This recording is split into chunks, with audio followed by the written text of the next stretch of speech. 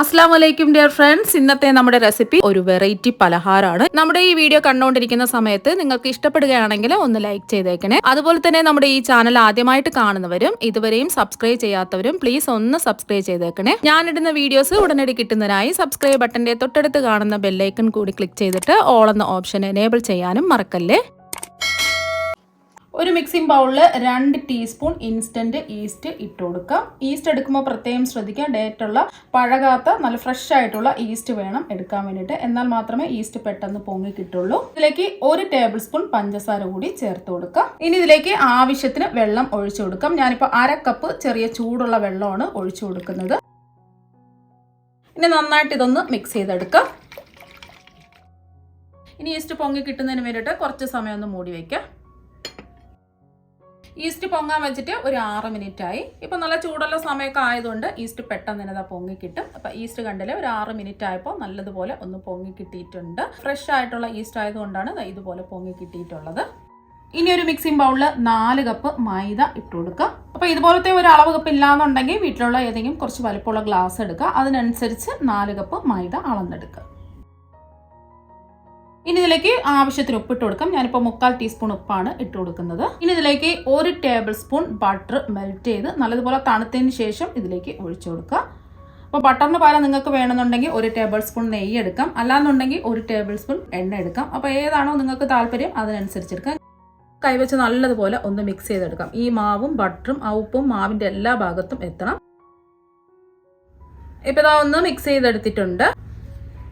ഇനി ഇതിലേക്ക് പൊങ്ങി വന്ന ഈസ്റ്റ് മുഴുവനും അങ്ങ് ഒഴിച്ചു കൊടുക്കാം.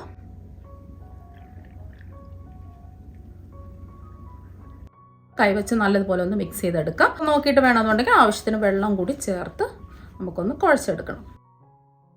ആവശ്യത്തിന് വെള്ളം ഒഴിച്ച് ഈ മാവൊന്ന് കുഴച്ചെടുക്കാം. ഇതും മാവ് കുഴയ്ക്കാൻ വേണ്ടിയിട്ടും ചെറു ചൂട് വെള്ളം തന്നെയാണ് എടുക്കേണ്ടത്. ഞാനിപ്പോൾ 1 കപ്പ് വെള്ളം എടുത്തിട്ടുണ്ട്. ആദ്യം പകുതി വെള്ളം ഒഴിച്ച് ഒന്ന് മിക്സ് ചെയ്തതിന് ശേഷം ആവശ്യമുണ്ടെങ്കിൽ പിന്നെ ഒഴിച്ചു കൊടുക്കാം. വെള്ളം എടുക്കുമ്പോൾ പ്രത്യേകം ശ്രദ്ധിക്കുക, ചെറു ചൂട് വെള്ളം മാത്രമേ എടുക്കാൻ പാടുള്ളൂ. ഒരുപാട് അങ്ങ് ചൂടായി പോകരുത്. 1/2 കപ്പ് വെള്ളം കൂടി മുഴുവനും അങ്ങ് ഒഴിച്ചു കൊടുക്കാം. നോക്കിയിട്ട് വേണമെന്നുണ്ടെങ്കിൽ പിന്നീട് വെള്ളം ചേർത്ത് കൊടുക്കാം. നമ്മൾ എടുക്കുന്ന മൈദയ്ക്ക് അനുസരിച്ച് വെള്ളത്തിൻ്റെ അളവും വ്യത്യാസം ഉണ്ടാവും. അതിനനുസരിച്ച് വേണം വെള്ളം ചേർത്ത് കൊടുക്കാൻ വേണ്ടിയിട്ട്. ഇപ്പം ഞാൻ 1 കപ്പ് വെള്ളം മുഴുവനും ഒഴിച്ച് മാവൊന്ന് കുഴച്ചെടുത്തിട്ടുണ്ട്. അപ്പോൾ നല്ലതുപോലെ 1 മിനിറ്റെങ്കിലും ഒന്ന് സോഫ്റ്റായിട്ട് കുഴച്ചെടുക്കണം. ഈ ഒരു പരുവത്തിനാണ് നമ്മൾ മാവ് കുഴച്ചെടുക്കേണ്ടത്. കുറച്ച് അയഞ്ഞ പരുവത്തിൽ, കണ്ടല്ലോ, ചപ്പാത്തിക്ക് കുഴയ്ക്കുന്നതിനേക്കാളും കുറച്ച് ലൂസായിട്ട് വേണം ഇതൊന്ന് കുഴച്ചെടുക്കാൻ. ഇപ്പം ഞാൻ 1 മിനിറ്റ് ഒന്ന് കുഴച്ചെടുത്തിട്ടുണ്ട്. മാവൊന്ന് ഒട്ടിപ്പിടിക്കാതിരിക്കാൻ വേണ്ടിയിട്ടും സോഫ്റ്റായി കിട്ടുന്നതിന് വേണ്ടിയിട്ടും 1 ടേബിൾ സ്പൂൺ എണ്ണ ഒഴിച്ചു കൊടുക്കാം. 1 മിനിറ്റും കൂടി നന്നായിട്ടൊന്ന് കുഴച്ചെടുക്കാം. ഇനി കുറച്ച് സമയം ഈ മാവൊന്ന് പൊങ്ങാൻ വേണ്ടിയിട്ട് നമുക്ക് മൂടി മാറ്റി വയ്ക്കാം. ഇപ്പോൾ ചൂട് സമയമായതുകൊണ്ട് പെട്ടെന്ന് തന്നെ ഈ മാവ് പൊങ്ങി കിട്ടും. ഇനി നമ്മുടെ സ്നാക്സിന് സോസ് തയ്യാറാക്കാനുണ്ട്. ഇതിന് വേണ്ടിയിട്ട് ഞാനിവിടെ 3/4 കപ്പ് മയോണൈസ് എടുത്തിട്ടുണ്ട്. ഇനി ഇതിലേക്ക് 2 ടേബിൾ സ്പൂൺ ചില്ലി സോസും, റെഡ് ചില്ലി സോസാണ് എടുത്തിട്ടുള്ളത്, 2 ടേബിൾ സ്പൂൺ ടൊമാറ്റോ കെച്ചപ്പും, 1 ടേബിൾ സ്പൂൺ വിനാഗിരിയും. വിനാഗിരിക്ക് പകരം നിങ്ങൾക്ക് വേണമെന്നുണ്ടെങ്കിൽ ഒരു നാരങ്ങയുടെ പകുതി നാരങ്ങ പിഴിഞ്ഞൊഴിച്ചാലും മതി. ഇതിലേക്ക് ഒരു 1/2 ടീസ്പൂൺ മുളക് പൊടിയും കൂടി ചേർത്ത് കൊടുക്കുക. ഈ 2 നുള്ള് ഉപ്പും കൂടി ചേർത്ത് കൊടുക്കുക. മയോണൈസിൽ ആവശ്യത്തിന് ഉപ്പുണ്ട്, അപ്പോൾ കുറച്ച് ഉപ്പ് ചേർത്ത് കൊടുത്താൽ മതി. ഇനി ഇതെല്ലാം കൂടിയിട്ട് നന്നായിട്ടൊന്ന് മിക്സ് ചെയ്തെടുക്കുക. ഇപ്പോൾ നന്നായിട്ടൊന്ന് മിക്സ് ചെയ്തെടുത്തിട്ടുണ്ട്. ഇപ്പം നമ്മുടെ സോസ് ഇവിടെ റെഡി ആയിട്ടുണ്ട്.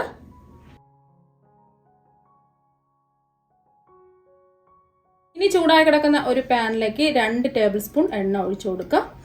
എണ്ണ ഒന്ന് ചൂടാവട്ടെ. ഇപ്പോൾ എണ്ണ ഒന്ന് ചൂടായിട്ടുണ്ട്. ഇതിലേക്ക് 1 ടീസ്പൂൺ ഇഞ്ചി ചതച്ചതും 1 ടീസ്പൂൺ വെളുത്തുള്ളി ചതച്ചതും ഇട്ട് കൊടുക്കുക. ഇനി ഇഞ്ചിയുടെ വെളുത്തുള്ളിയുടെ ഒരു പച്ചമണം പോകുന്നത് വരെ ഒന്ന് ഇളക്കി കൊടുക്കുക. മീഡിയം ഫ്ലെയിം വേണം വെച്ച് കൊടുക്കുക.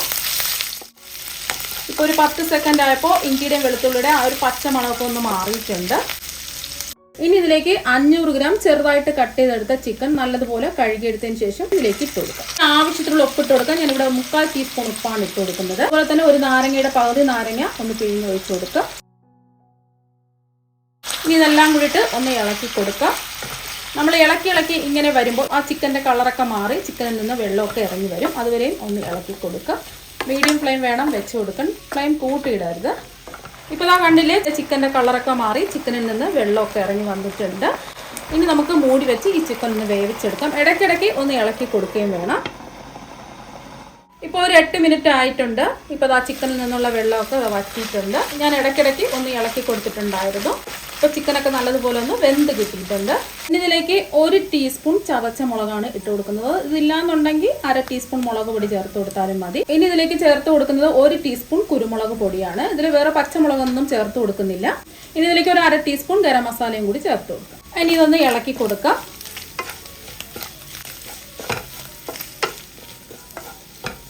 ഇനി ഇതിലേക്ക് ഒരു 100 ഗ്രാം ചീസ് ഗ്രേറ്റ് ചെയ്തത് ഇട്ട് കൊടുക്കുക. ഇത് ഇട്ട് കൊടുക്കാൻ നിർബന്ധമില്ല. ഇത് ഇട്ട് കൊടുക്കുമ്പോൾ നല്ലൊരു ടേസ്റ്റാണ് കിട്ടുന്നത്. ഉണ്ടെങ്കിൽ ഇട്ട് കൊടുക്കുക. ഇനി ഇതൊന്ന് ഇളക്കി കൊടുക്കാം. ഇപ്പോൾ 1 മിനിറ്റ് ഒന്ന് ഇളക്കി കൊടുത്ത് ചീസൊക്കെ ഒന്ന് മെൽറ്റായിട്ടുണ്ട്.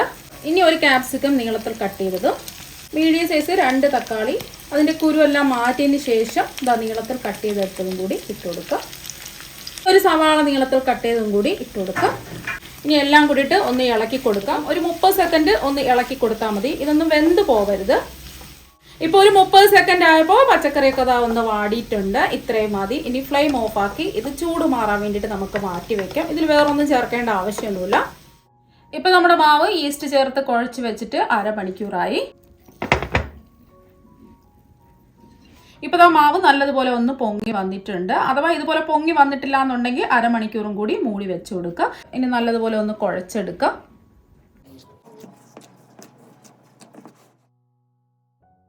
ഇപ്പോൾ ഒന്നുകൂടി ഒന്ന് കുഴച്ചെടുത്തിട്ടുണ്ട്. ഇപ്പോൾ നമ്മുടെ മാവ് ഒരേ വലുപ്പത്തിലുള്ള 3 ഉരുളകളാക്കിയതായി എടുത്തിട്ടുണ്ട്. ഇനി ഇതൊന്ന് പരത്തി എടുക്കുന്നതിന് വേണ്ടിയിട്ട് ചപ്പാത്തി പലയിൽ കുറച്ച് മൈദ ഇട്ട് കൊടുക്കുക. ഇനി ഒരു ഉരുള മാവ് ഇതിലേക്ക് വെച്ച് കൊടുക്കുക. ഇനി മാവിൻ്റെ എല്ലാ ഭാഗത്തും മൈദ ആക്കി കൊടുക്കുക. മാവിൻ്റെ എല്ലാ ഭാഗത്തും മൈദ ആക്കി കൊടുത്തതിന് ശേഷം കൈവച്ച് ഇതുപോലെ ഒന്ന് പ്രസ് ചെയ്ത് കൊടുക്കുക. ഇനി ഇതൊന്ന് പരത്തിയെടുക്കാം. കുറച്ച് കനത്തിൽ വേണം ഇതൊന്ന് പരത്തിയെടുക്കാൻ. ഒരുപാട് കനം കുറച്ച് പരത്തരുത്. ഇപ്പോൾ ഒന്ന് പരത്തി എടുത്തിട്ടുണ്ട്. ഇനി നമുക്ക് ഇതൊന്ന് റൗണ്ട് ആയിട്ട് കട്ട് ചെയ്തെടുക്കണം. അത് ഒരു ഗ്ലാസ്സോ ഇതുപോലത്തെ ഒരു ബൗളോ എടുക്കുക. ഇനി ഇതൊന്ന് കട്ട് ചെയ്തെടുക്കുക.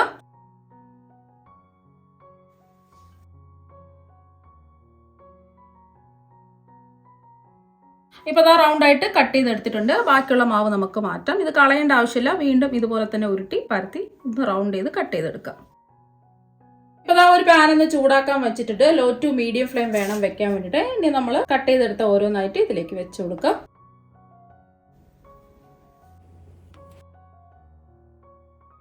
ഫ്ലെയിം കൂട്ടിയിടരുത്. ലോ ടു മീഡിയം ഫ്ലെയിം വേണം വെക്കാൻ വേണ്ടിയിട്ട്. ഇപ്പോൾ ദാ ഒരു സൈഡ് വെന്തിട്ടുണ്ട്. ഇനി ഒന്ന് തിരിച്ചിട്ട് കൊടുക്കാം. ഇതുപോലെ വെന്ത് വരുമ്പോൾ നമുക്കിതൊന്ന് തിരിച്ചിട്ട് കൊടുക്കണം.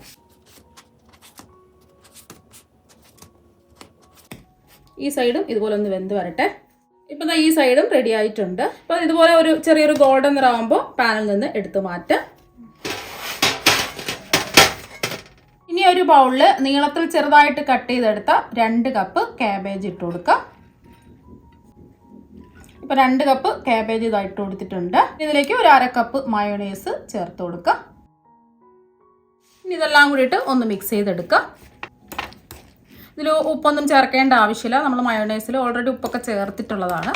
നല്ലതുപോലെ ആ കാബേജിൻ്റെ എല്ലാ ഭാഗത്തും ഈ മയോണൈസ് എത്തണം.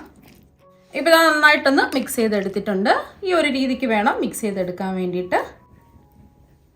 ഇനി ചുട്ടെടുത്തതിൽ നിന്നും ഒരു ബ്രെഡ് എടുക്കാം. ഇനി ഈ ബ്രെഡിന്റെ നടുഭാഗം ഇതുപോലെ ഒന്ന് കട്ട് ചെയ്യാം. മുഴുവനും കട്ട് ചെയ്ത് ബ്രെഡിന്റെ 1/4 ഭാഗത്തോളം കട്ട് ചെയ്താൽ മാത്രം മതി. ഇനി ഈ ബ്രെഡ് ഇങ്ങനെ പിടിക്കുക. ഇതിലേക്ക് നമ്മൾ തയ്യാറാക്കി വെച്ച സോസ് 1 ടീസ്പൂൺ ഈ ബ്രെഡിലേക്ക് ആക്കി കൊടുക്കാം. ഈ സോസ് ബ്രെഡിന്റെ എല്ലാ ഭാഗത്തും എത്തുന്നതിന് വേണ്ടിയിട്ട് ബ്രെഡ് അടച്ച് ഇതുപോലെ ഒന്ന് കൈവച്ച് പ്രസ് ചെയ്ത് കൊടുക്കാം. ഇനി ബ്രെഡ് തുറന്നതിന് ശേഷം ഇപ്പോൾ കണ്ടില്ലേ, സോസ് ബ്രെഡിന്റെ എല്ലാ ഭാഗത്തും എത്തിയിട്ടുണ്ട്.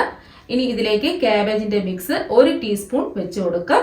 ഇനി നമ്മൾ തയ്യാറാക്കി വെച്ച ചിക്കന്റെ ഫില്ലിങ്ങും കൂടി 1 ടീസ്പൂൺ വെച്ച് കൊടുത്ത് ഇതുപോലെ ഒന്ന് പ്രസ് ചെയ്യുക. ഇപ്പൊ കണ്ടില്ലേ, കാണാൻ തന്നെ നല്ല ഭംഗിയാണ്, കഴിക്കാനും അടിപൊളി ടേസ്റ്റ് ആണ്. ഈ നോമ്പ് സമയത്ത് കഴിക്കാൻ പറ്റിയ ഒരു ഉഗ്രൻ സ്നാക്സ് ആണിത്. ഇതിൽ നിന്നും ഒരു എണ്ണം കഴിച്ചാൽ മതി വയറ് നിറയാൻ വേണ്ടിയിട്ട്. ഒരെണ്ണം കഴിച്ചാൽ വീണ്ടും വീണ്ടും കഴിക്കാൻ തോന്നും, അത്രയ്ക്ക് നല്ല ടേസ്റ്റ് ആണ്. ഇതിന്റെ ഉള്ളിൽ വെച്ച് കൊടുത്ത ഫില്ലിംഗ് എല്ലാം കൂടിയിട്ട് പറഞ്ഞറിയിക്കാൻ പറ്റില്ല. നിങ്ങൾ ഒരു പ്രാവശ്യം ഉണ്ടാക്കി കഴിച്ചു നോക്കണം, എന്നാൽ മാത്രമേ ഇതിന്റെ ടേസ്റ്റ് അറിയാൻ പറ്റുള്ളൂ. ഒരുപാട് വെജിറ്റബിൾസ് ഒക്കെ ചേർത്തതുകൊണ്ട് ഇത് ഹെൽത്തി ആയിട്ടുള്ള ഒരു സ്നാക്സ് ആണ്.